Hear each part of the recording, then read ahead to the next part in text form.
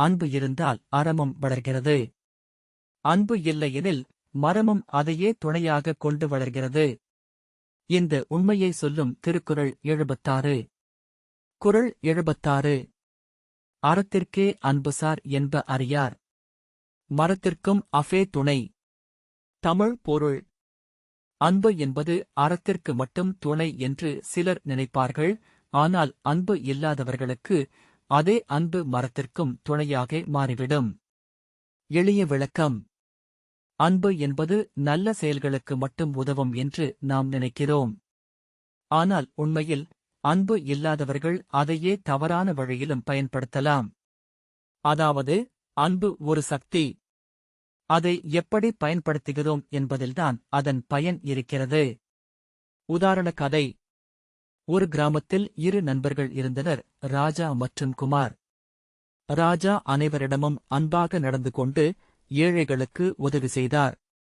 குமார் ஆரம்பத்தில் நல்லவராக இருந்தாலும் சில தவறான நண்பர்களுடன் சேர்ந்தபின் தனது அன்பையும் நேரத்தையும் தவறான செயல்களுக்கு பயன்படுத்த ஆரம்பித்தார். ஒருநாள் ராஜா செய்த நல்ல செயல்களுக்கு அனைவரும் பாராட்டு கூறினர். அதே நேரத்தில் குமார் செய்த தவறுகள் காரணமாக அவன் தண்டனை பெற்றான். இந்தக் கதையின் பொருள். அன்பு இருந்தாலே போதாது, அந்த அன்பை நாம் எந்த வழியில் செலுத்துகிறோம் என்பதுதான் முக்கியம். நல்ல வழியில் பயன்படுத்தினால் அது அறமாகும், தவறான வழியில் சென்றால் அது மரமாக மாறும். ஊக்கவுரை. உங்களிடம் உள்ள அன்பை சரியான பாதையில் செலுத்துங்கள், அது உங்கள் வாழ்க்கையை உயர்த்தும் சக்தியாக மாறும். நிஜ வாழ்க்கை சம்பவம். பலர் தங்கள் குடும்பத்தினருக்காக அன்பு காட்டி உழைக்கிறார்கள். சிலர் அந்த அன்பை வைத்து நல்ல தொழில் செய்து குடும்பத்தை உயர்த்துகிறார்கள். ஆனால் சிலர் அதே அன்பை வைத்து தவறான வழிகளில் பணம் சம்பாதிக்க முயல்கிறார்கள். இதில் ஒரே வித்தியாசம், வழி மட்டுமே. நகைச்சுவை உதாரண கதை.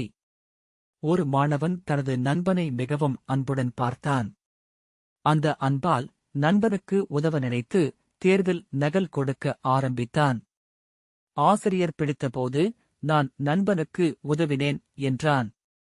ஆசிரியர் சிரித்துக்கொண்டு சொன்னார், உன் அன்பு நல்லது, ஆனால் அதை தவறான வழியில் பயன்படுத்தியதால் அது பிரச்சனையாக மாறிவிட்டது. கதையின் சின்ன பொருள். அன்பு என்பது ஒரு ஆயுதம் போல. அதை நல்லதற்காக பயன்படுத்தினால் அது வாழ்க்கையை காப்பாற்றும். தவறாக பயன்படுத்தினால் அது நம்மையே காயப்படுத்தும். மீண்டும் குறள்.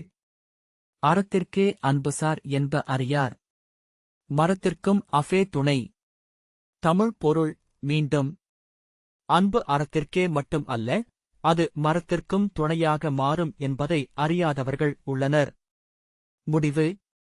அடுத்த குறளில் சந்திப்போம். நன்றி. இந்த மாதிரி தினமும் ஒரு திருக்குறள் விளக்கம் பார்க்க கீழே இருக்கும் சப்ஸ்கிரைப் பட்டனை அழுத்துங்கள்.